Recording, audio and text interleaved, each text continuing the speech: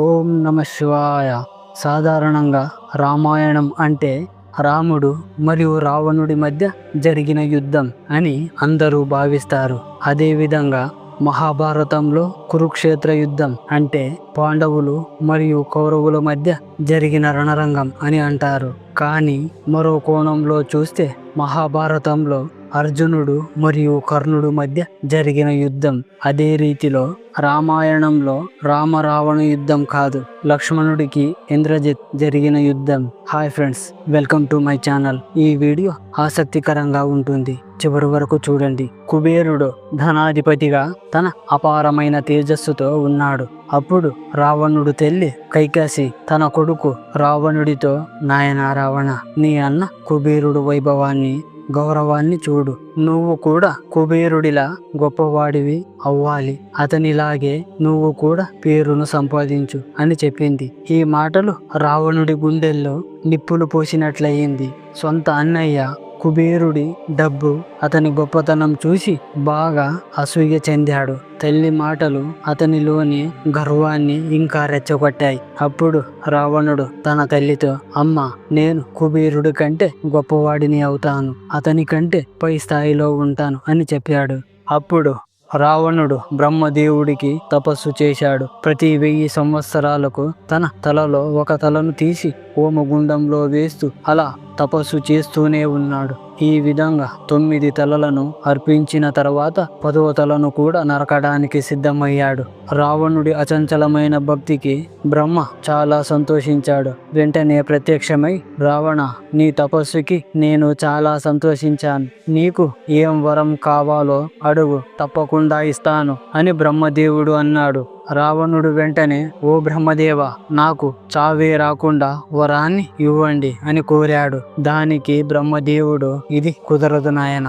ఈ సృష్టిలో పుట్టిన ప్రతిదీ ఒకరోజు తప్పకుండా చావాల్సిందే, సృష్టి యొక్క నియమం. కాబట్టి నువ్వు ఇంకేదైనా వరం అడుగు అని చెప్పాడు. అప్పుడు రావణుడు కాసేపు ఆలోచించి, సరే అయితే నాకు దేవతల వల్ల గాని, రాక్షసుల వల్ల గాని, యక్షుల వల్ల గాని, గంధర్వుల వల్ల గాని మరణం రాకూడదు అని వరం అడిగాడు. ఇక్కడే రావణుడు ఒక పెద్ద తప్పు చేశాడు. మనుషులు నన్ను ఏం చేయగలరు అని తక్కువగా అంచనా వేశాడు. ఈ గర్వమే చివరికి అతను నాశనం అవ్వడానికి కారణమయ్యింది. రావణుడు వరం పొందిన తర్వాత ఇంకా ఊరికే ఉంటాడా? ఎందుకంటే కుబేరుడి మీద ఉన్న కోపంతో కుబేరుడిని ఓడించి లంకకు రాజు అయ్యాడు. అక్కడితో ఆగలేదు. అతను ఇంకా పై లోకాల మీద కూడా తన అధికారం చేయాలనుకున్నాడు. మొదట యమధర్మరాజును ఓడించాడు. తర్వాత వెలుగునిచ్చే సూర్యుడిని కూడా తన చెప్పు చేతల్లో పెట్టుకున్నాడు. ఇక శనిదేవుడు గురించి చెప్పనక్కర్లేదు.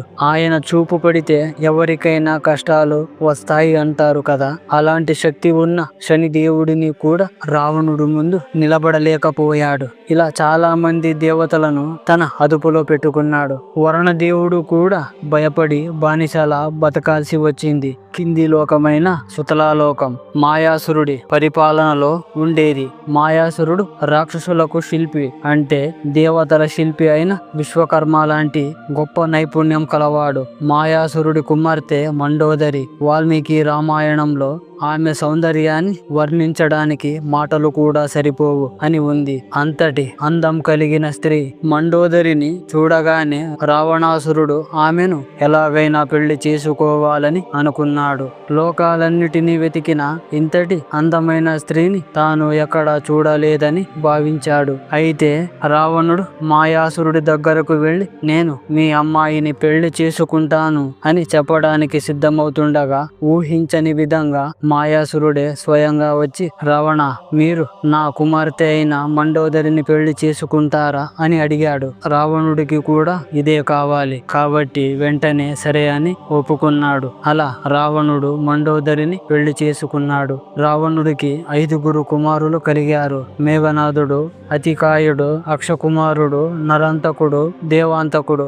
రావణుడి చూపు స్వర్గలోకం వైపు మళ్ళింది. అక్కడ ఇంద్రుడు ఉంటాడు కదా, అతని రాజ్యాన్ని రాజ్యాన్ని కూడా సొంతం చేసుకోవాలని వెంటనే స్వర్గం మీద దాడి చేశాడు. ఇంద్రుడికి రావణుడికి మధ్య యుద్ధం జరిగింది. కానీ ఈసారి రావణుడికి ఓటమి ఎదురయ్యింది. ఇంద్రుడు ధాటికి నిలబడలేక ఓడిపోయి వెళ్లాల్సి వచ్చింది. ఈసారి మాత్రం రావణుడికి గట్టి ఎదురు దెబ్బ తగిలింది. తండ్రికి జరిగిన అవమానాల గురించి విన్న మేఘనాథుడు గుండెల్లో అగ్నిపర్వతమే పేలింది. బ్రహ్మదేవుడి కోసం కఠోర తపస్సు చేశాడు. ఆహారం తీసుకోకుండా కదలకుండా వేల సంవత్సరాలు తపస్సు చేశాడు. చివరికి బ్రహ్మదేవుడు ప్రత్యక్షమై, నాయనా, నీ తపస్సుకు నేను సంతోషించాను.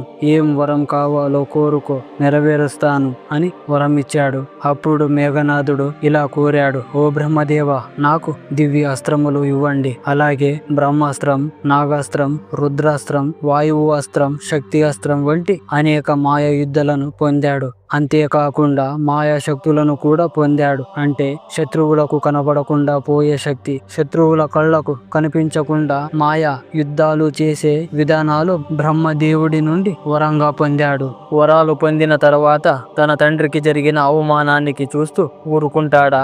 మేఘనాథుడు వెంటనే స్వర్గం మీద దాడి చేశాడు. అతని మాయా శక్తుల ముందు ఇంద్రుడు నిలబడలేకపోయాడు. మేఘనాథుడు తన మాయా యుద్ధాలతో ఎంతగా పేరు సంపాదించాడంటే మాయా యుద్ధానికి, మాయాజాలానికి గురువు అని చెప్పడంలో ఎలాంటి సందేహం లేదు. మేఘనాథుడు ఇంద్రుడిని బంధించి లంకకు తీసుకురావడానికి సిద్ధమయ్యాడు. ఆ సమయంలో బ్రహ్మదేవుడు ప్రత్యక్షమై, మేఘనాథ, ఆగవయ్యా, ఆగు. నీ పరాక్రమం అద్భుతం.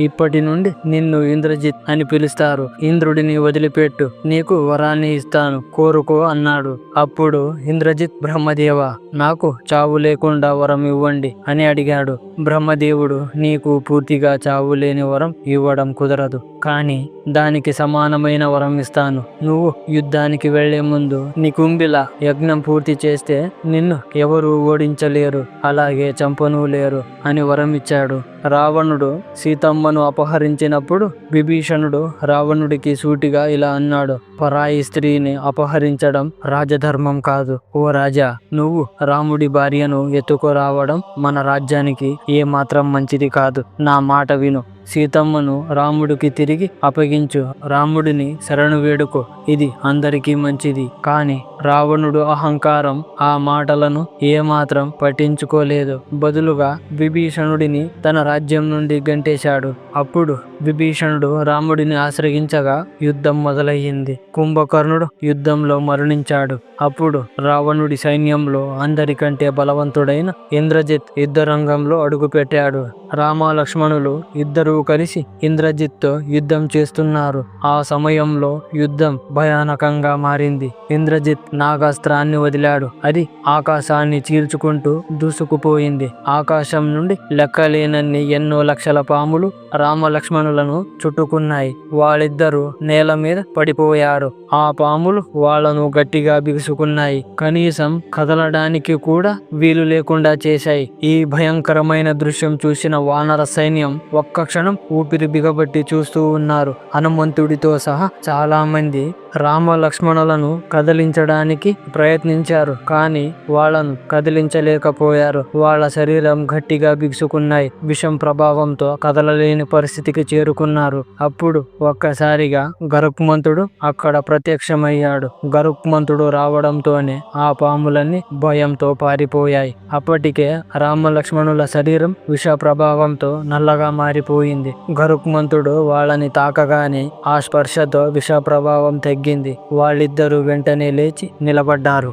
ఇక్కడ మనం గుర్తించుకోవాల్సిన అసలైన విషయం ఏమిటంటే రాముడు స్వయంగా విష్ణుమూర్తి యొక్క అవతారం. అలాంటి రాముడిని కొన్ని క్షణాల పాటు ఇంద్రజిత్ బంధించగలిగాడంటే అది ఎంత మాత్రం తేలికైన విషయం కాదు. ఇంద్రజిత్ రావణుడి కంటే గొప్పవాడని చెప్పడం లేదు. రావణుడిని తక్కువ చేసి మాట్లాడటం నా ఉద్దేశం కాదు. కానీ రామ లక్ష్మణులను ఇద్దరిని ఒకేసారి కట్టడి చేయడం రావణుడికి కూడా సాధ్యం కాని పని. ఇంద్రజిత్ బ్రహ్మ బ్రహ్మదేవుడి నుంచి బ్రహ్మాస్త్రాన్ని, శివుడి నుంచి పాశుపతాస్త్రాన్ని, విష్ణువు నుంచి నారాయణాస్త్రాన్ని పొందిన గొప్ప వీరుడు.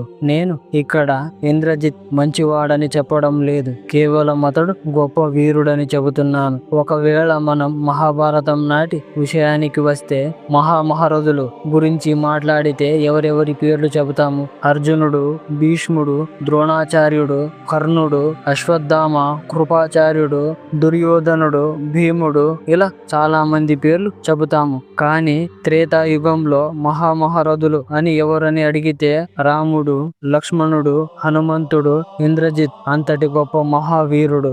గరుత్మంతుడి చేతి స్పర్శతో రామ లక్ష్మణులు తిరిగి లేచి నిలబడటం చూసి ఈసారి ఇంద్రజిత్ తాను అనుకున్నంత బలహీనమైన వాడు కాదని గ్రహించాడు. నేను ఇంత నెమ్మదిగా యుద్ధం చేస్తే లాభం లేదు అని వెంటనే తన వేగాన్ని పెంచాడు. ఒక్క క్షణం ఇక్కడ ఉంటే మరో క్షణం అక్కడ ఉంటున్నాడు. 4 దిక్కుల నుండి ఒకేసారి దాడులు చేస్తూ ఉన్నాడు. ఎక్కడున్నాడో ఎవరికి కనిపించడం లేదు. లక్ష్మణుడు ఆ వేగానికి తట్టుకోలేక కంగారు పడ్డాడు. అలా జరుగుతున్న పోరాటంలో ఒకానొక సమయంలో శక్తి అనే అస్త్రాన్ని ప్రయోగించాడు. అది పెనుగాలిలా వచ్చి లక్ష్మణుడి గుండెను బలంగా తాకింది. లక్ష్మణుడు ఆ దెబ్బకు అక్కడికక్కడే కుప్పకూలాడు. రాముడు అడవులకు వెళ్ళినప్పుడు అంతగా బాధపడలేదు. సీతను ఎత్తుకుపోయినప్పుడు కూడా కన్నీళ్లు పెట్టుకోలేదు. కానీ ఇప్పుడు తమ్ముడు నేల మీద స్పృహ లేకుండా ఉండటంతో దుఃఖం ఆగలేదు. కళ్ళల్లో నీళ్లు నిండాయి. వానర సైన్యం అంతా కలత చెందింది. అందరూ కన్నీళ్లు పెట్టుకున్నారు. అప్పుడు ముందుకొచ్చాడు సుషేణుడు, వానరుల వైద్యుడు. రామచంద్ర ప్రభు, బాధపడకండి, లక్ష్మణుడు మరణించలేదు, స్పృహ కోల్పోయాడు. సంజీవిని మూలిక తెస్తే లక్ష్మణుడిని బ్రతికించవచ్చు అని చెప్పాడు. వెంటనే జాంబవంతుడు హనుమంతుడు వైపు చూసి అన్నాడు, ఈ పని నీ ఒక్కడి వల్లే అవుతుంది. హనుమంతుడు ఆకాశాన్ని బద్దలు కొట్టుకుంటూ బయలుదేరాడు. కానీ సంజీవిని మూలిక ఎలా ఉంటుందో అతనికి తెలియకపోవడంతో ఏకంగా ద్రోణగిరి పర్వతం మొత్తాన్ని పెకిలించి తెచ్చాడు. ఆ పర్వతంలోని మూలికల ఘాటైన వాసన తగలగానే లక్ష్మణుడు మళ్ళీ ఊపిరి పీల్చుకొని లేచి కూర్చున్నాడు. రాముడు చాలా సంతోషించాడు. ఇంతలో విభీషణుడు ముందుకొచ్చి ఇలా అన్నాడు, రామచంద్ర, ఇంకా ఒక పెద్ద యుద్ధం మిగిలి ఉంది. రేపు మళ్ళీ ఇంద్రజిత్ యుద్ధానికి వస్తే అతన్ని ఓడించడం చాలా కష్టం. ఆ మాటలు విని ఆశ్చర్యపోయాడు. విభీషణుడు వివరించాడు. ఇంద్రజిత్ కి బ్రహ్మ ఇచ్చిన వరం ప్రకారం అతను యుద్ధానికి ముందు నికుంబుల అనే ప్రదేశంలో యజ్ఞం పూర్తి చేస్తే అతన్ని ఎవరు ఓడించలేరు, చంపనూ లేరు.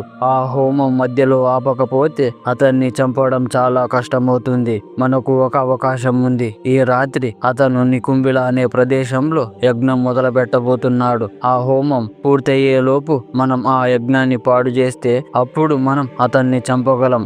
మనం తెలుసుకోవాల్సిన విషయం ఏమిటంటే బ్రహ్మదేవుడు ఆ హోమం ఎవరైతే ఆపుతారో వారి చేతిలోనే నీకు మరణం అని ముందుగానే వరం ఇచ్చాడు. ఇప్పుడు అది శాపంగా మారింది. రాముడు, సరే విభీషణ, నువ్వు, లక్ష్మణుడు, హనుమంతుడు, అంగదుడు వాళ్ళని నీ వెంట తీసుకెళ్ళు. నికుంబెళకు వెళ్ళి యజ్ఞం ఆపు అని రాముడు అన్నాడు.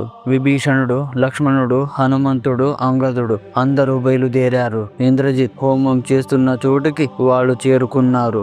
హఠాత్తుగా దాడి చేసి ఆ యజ్ఞాన్ని పాడు చేశారు. అనుకోని దాడి వల్ల ఆ యజ్ఞగుండం ధ్వంసమయ్యింది. లక్ష్మణుడు, ఇంద్రజిత్ ఇద్దరు ఒకరితో ఒకరు భీకరంగా యుద్ధం చేస్తున్నారు. వారిద్దరిలోనూ కొండంత బలం ఉంది. అలాగే అద్భుతమైన యుద్ధ విద్యలు ఉన్నాయి.